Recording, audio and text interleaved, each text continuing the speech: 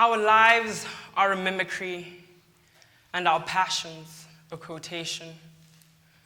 Do you know who you truly are? More importantly, are you truly able to be who you truly are? I've been brought up within a specified margin, a box, and this box has been designed with specified constraints in which I could explore my identity. I am Black, I am African, and I am female.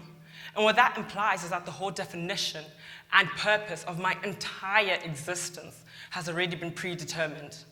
Everybody, including myself, now sees me through these lenses of expectation.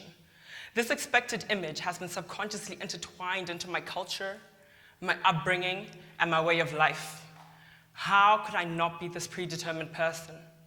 How could I not be adverse to feminism when my culture commands me as a woman to kneel before men, lower my head, and lower my voice so as to not threaten their authority?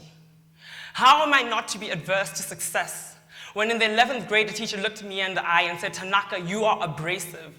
Not because I'm abrasive, but because I was self-actualizing, developing a bold voice, formulating my own opinions. She said, "You will never get married." And why that hit home for me was, in my culture, a woman cannot be complete without marriage. How was I to be complete? How am I not to self-reject when in my mind I've got a constant friction of who I am and who I ought to be? As I got older, I developed the ability to question, and so I began to see myself in a different light. I looked at my inability to think for myself, my inability to put myself forward, my ability to make myself first. I used to think to myself, am I from a different time? And then it dawned on me, I was not at odds with the times, but the times were at odds with me. When a person moves to their own kind of body clock, spirit, and flow,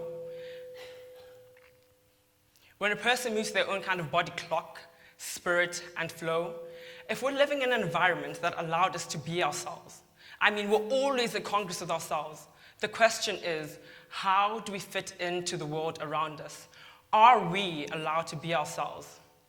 Instead of identifying the parts of us that identify with both being A, an honest version of ourselves, and B, being able to coexist in this world without changing our core selves, we create this binary existence where one is deemed good and the other is deemed bad. Both can never coexist. Both can never be true. However, as fragile as I am strong, as vulnerable as I am dynamic, as defiant as I am true.